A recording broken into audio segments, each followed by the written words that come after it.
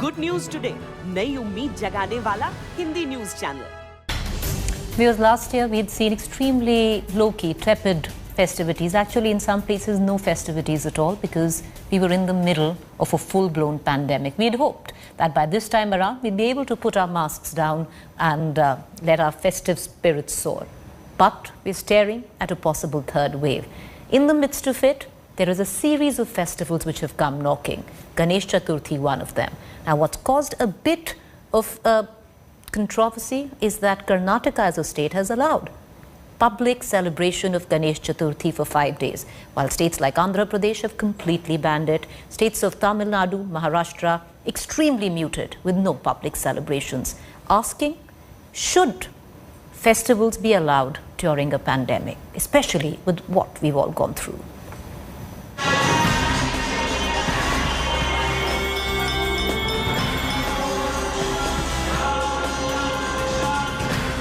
It's festive season once again in the pandemic theatre. Rakhi, Janmashtami and now Ganesh Chaturthi. And once again the question to celebrate or not to celebrate. While each state is making its own rules, the centre has extended the ongoing COVID-19 guidelines for 1 more month till September 30th. Asking all states and union territories to ensure there is no large gathering during the upcoming festivities. If necessary, impose local restrictions to check the spread of the virus. However, not all governments are paying heed. Karnataka has announced the Ganesh Puja celebrations will be allowed for 5 days across the state this year. Newly minted Chief Minister Basavaraj Bommai has given the green light but specified there will be restrictions. Celebrations in Karnataka will only be allowed in areas that have a test positivity ratio below 2%. Those attending the celebrations will have to be fully vaccinated. Processions and other entertainment programs have been prohibited. Only 20 people will be allowed for cultural celebrations as well as the immersion. Organizers will also have to take a police permission before setting up pandals. Ganpati pandals must not be more than 50 feet by 50 feet and only one pandal will be permitted per ward. The government allowing the festival, but many restrictions is there. There is no procession, there is no orchestra, there is no DJ. And pandal must be 50 feet by 50 feet. And COVID vaccination is compulsory wherever the public Ganapati festival is going on, compulsory. While Karnataka has given the go-ahead in midst of criticism, Andhra Pradesh has banned the celebrations in light of COVID. Tamil Nadu has put in strict curbs and will not allow public gatherings. States like Maharashtra, where Ganesh Chaturthi is one of its most loved and celebrated festivals, will once again see very muted festivities with no public celebrations allowed. While there are arguments from both sides on allowing festivals in the times of the virus, many have argued if bars can be opened, then why not temples and allow festivals? Have COVID cases increased when festivals were allowed is the question. After the massive surge in cases post the Kumbh, data till now on other states varies. Testing data suggested that lower restrictions during the traditional harvest festival of Onam in Kerala proved a setback to COVID-19 management, reversing the declining trend in the region. While even though Janmashtami was celebrated with full fervour in Uttar Pradesh, till now there is no significant increase in the state. The festive season in 2020 was marked with tepid celebrations in the hope 2021 will allow us to put our masks down and allow our festive spirits to soar. But this year the festive season has come under the fear of the third wave. Should prudence demand, we keep our masks up and follow COVID behavior? For many, the answer is obvious. Bureau Report, India Today. I want to cut across to our guest because there's a bit of a controversy brewing in the state of Karnataka over the government allowing festivities, public festivities for Ganesh Chaturthi. I have with me S. Prakash, BJP spokesperson. He's going to be joining us in a short while. Till then, let's cut across to Lavanya Balal. She's the Congress spokesperson, and Dr. H. Sudarshan Balal, Chairman, Manipal Hospitals. Dr. Balal, I'd like to begin with you. I want you to just set the premise, because there is such a strong argument now that we have to learn to live with the virus. Schools are reopening at one end. You have bars which have reopened. Why not festivals, temples is the argument which most people in favor of public festivities give. Good evening, Preeti. Thank you for having me here. I think this is not $1 million, but $1 billion question. I think we have to learn to live with the virus, but that doesn't mean we should let our guard down completely. We should take the necessary precautions to make sure that the virus doesn't spread like wildfire again, like what it did in the second wave. However, we are in a much better ground now compared to the second wave. One is because a lot more people have been infected, as shown by the zero surveillance of 70% of our population having had some exposure to the virus. Second is now vaccination is at full pace, and more than 65 crore people have at least received one dose of the vaccine. The third important factor is the Delta virus still hasn't changed very much. So we are being exposed to the same virus. So for all these reasons, if and when the third wave comes, it will be a lot milder. However, it doesn't mean that we should completely open up and not be watching what's happening. Festivals are a very sensitive and, of course, sometimes a political issue and an extremely emotional issue. And I think when we are dealing with extremely sensitive emotional issues, we are very careful. I do believe we should take maximum precautions possible, have as many people as possible vaccinated. I think that's what the government of Karnataka has done. Restrict the visitors to a large extent, make masking compulsory, have screening booths as they enter into the festive area. Right. And by and large, do not allow public processions. With these things, I think festivals could be allowed, but there is a risk of spreading the disease. Dr. Balal, I'm going to ask you one quick question before I go across to our political panelists. And that question is, sir, if you were in the task force, because I'll tell you why it's varied. At one end, you have a Karnataka, which has allowed public festivities. Then you have a Maharashtra. You know, Ganesh Chaturthi is one of the most celebrated festivals of Maharashtra. Maharashtra has put its foot down, says no public festivities. Andhra Pradesh, neighboring Karnataka, has banned festivities. Tamil Nadu has banned public festivities. If you were in the task force of the Karnataka government, would you recommend to go ahead with public festivities, or you would, say that maybe caution? Of course, the medical recommendation at all times would be to try and avoid crowds. But there are many other issues at play here. As I said, it's an extremely, extremely emotional issue and also a very sensitive issue. I think we should have to temper our medical decision along with these facts.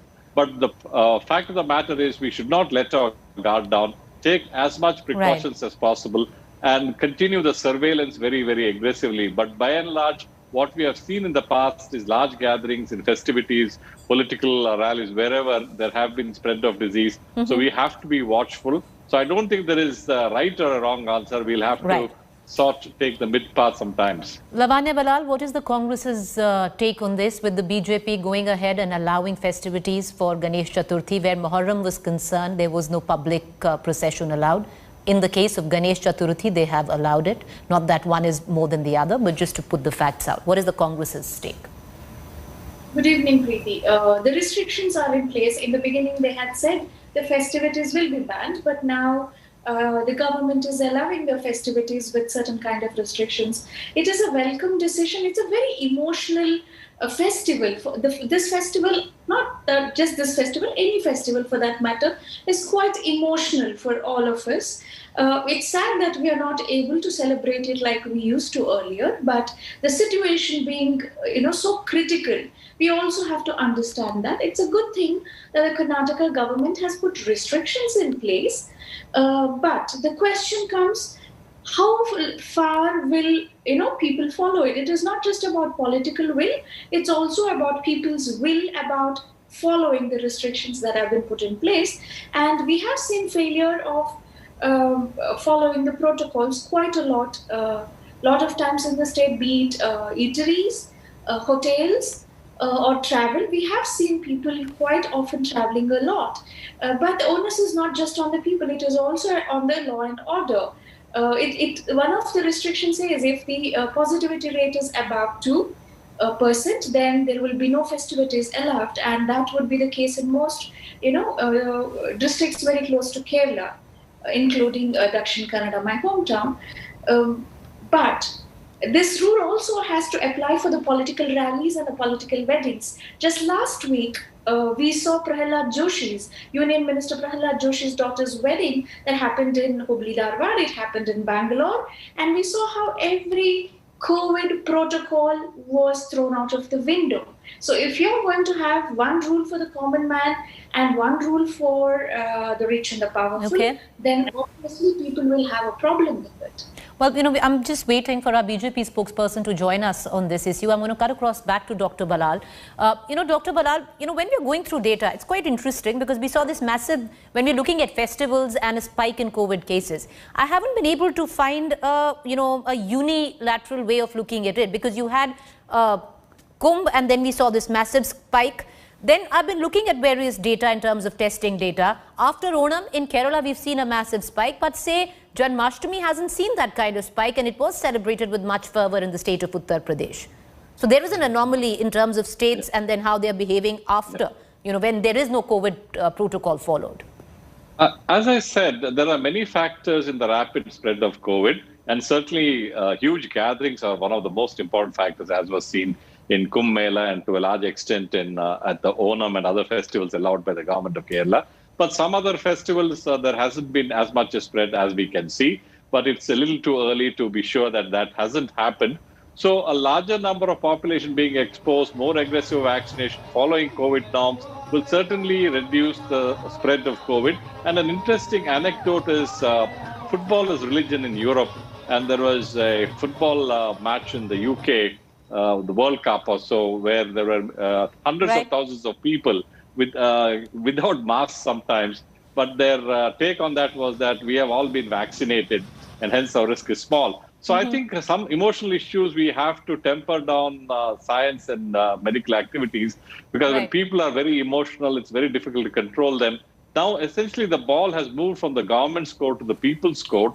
And if the people are careful, fine. If they are not, then we'll all have to pay for it. Well, as much as I'd like to say that my fellow countrymen are careful, we are not. We've been extremely careless, and we've seen that over I the would course. agree. Yes, I'm glad at least somebody agrees, because it's bizarre with what we've seen over the last 1 year. But, Lavanya Balal, you talked about, that there is a difference between how the BJP behaves in terms of COVID protocol behavior. I'd like to just play out some visuals there. You had your very own minister dancing in the festival of Tej. Now, that's the same, what's the difference?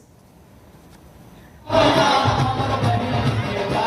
have Bhupesh Baghel there dancing in Raipur on the Tej festivities. It's pretty much, it's a little hypocritical, a little rich coming from you. The rule should be same for everybody across all parties, Preeti. This is not a time for us to be lax about the rules, be it for BJP or the Congress. I think the law and order should follow the rules strictly. Well, I'm glad at least. I'm really glad, because very rarely do spokesperson come and admit that their own party is on the wrong here. We finally have Mr. Prakash, our BJP spokesperson. Sir, we've been waiting for you for a while, but I'll come back to you. Mr. Prakash, the question is, Karnataka's allowed public festivities. There are so many states. You have the state of Andhra Pradesh, Tamil Nadu, Maharashtra, which have said that no, public festivities will not be allowed at this point of time. We cannot afford what we went down earlier. Should Karnataka have erred on the side of caution? No, definitely they have taken enough precaution while permitting the Ganeshotsav in a public domain. No procession is allowed, no entertainment program is allowed. Only when the entertainment program is held, the large congregation you can expect. Now, very few people will be present there. Only they perform the puja. Particularly in each ward, there's one Ganesha Pandal is permitted. The Ganesha will not be celebrated as it is celebrated in Maharashtra and all. In such huge pandals and large gathering doesn't take place in Karnataka. And government is very well aware of it. And the COVID condition is also very much under under control, and all necessary precaution while permitting the Ganeshotsav is also has been taken by the government. I am sure we will certainly ensure that the safety and health of the people is But Mr. safeguarded. Prakash, history stands testimony that it doesn't take very long from a situation completely under control to completely spiral out of control. You and I both know it best, which has happened in your state as well. It has happened where I am in Delhi as well. So therefore I ask you the question, sir, to give a pass to the public, you know, to go out and celebrate. It's a, you know, because our public in this country really hasn't been extremely responsible. We are an irresponsible lot. It is for the government to actually, you know, read the riot act. No, madam, now even weddings are permitted with people, 400 people can attend it. Why not the Ganesha, where over 50, 60 people will be taking part at a time, at a given time. And as I said, in Karnataka, large gathering doesn't take place. Yeah, the police have been instructed not to ensure the huge gathering in any of the Pandal, and certainly we have to compromise on the to respect the sentiments of the people. It is a demand of all political parties, including the party of the madam who is sitting there. Okay, fair enough, Mr. Prakash. If you have to respect the sentiments of the people, what happened during Muharram? There was no public procession, no public celebration allowed. No, even now public procession is not allowed. Entertainment program. Sir, public celebration was not allowed during Muharram, which was just 2 weeks ago. No, that is what I am saying. Even now it is not allowed. Neither the entertainment program is allowed. And as I said, in a Ganesh Pandal, not more than 30, 40, 50 people will be there. And as it is on the street, there are hundreds of people are roaming. Every market is crowded. Why only restrictions for the Ganesh Puja celebration? Because that's in your control. I would think, I'll tell you why. Because that's, you know, any rationalist will say that is in your control. Because like I said, the public in this country really hasn't set the best example. Lavanya, you want to come in? Go ahead quickly. To ask Mr. Prakash ji, is this rule applicable for the weddings also, sir? Because Prahalad Joshi's daughter's wedding, we just saw a couple of days ago. You broke all the COVID protocols, and you also mentioned about how people are flocking to the markets. My question is, sir, in coastal Karnataka, you have a weekend curfew. Tell me, does the COVID spread only during weekend and it does not spread during the weeks? What is the logic behind the weekend curfew?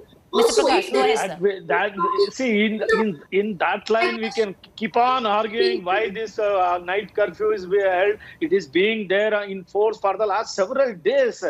Why now raise it? And it is happening because Kerala and Maharashtra are registering the highest number of COVID cases. It is not because of Karnataka situation. The Kerala and your Maharashtra government is responsible. Madam, why don't you question the Uddhav Thackeray? Why he is not controlling the COVID right from the day one? It is they are responsible. Let us not politicize the issue, and let us not go personal and make file allegation against Prahalad Joshi's daughter wedding and all. No COVID. Sir, you know, when you say that it's other states who are doing it, I'll just urge you to just show a little restraint, because like I said, you know, things might be under control. You don't know what's going to happen tomorrow. You know best what happened in Bangalore. You know best what happened in Karnataka. So we'll only know in the next 2 weeks after the 5 days of public festivities on where the state of Karnataka stands, or whether this was a prudent move or not. Well, we're going to leave it there. I appreciate everyone for joining us, and we're going to leave it to the citizens there, because at least the state of Karnataka has now put the onus on the citizens of Karnataka. It's up to you to safeguard yourself. How you do it is your concern. A quick break to stay with us. Up next is Rahul Kanwar.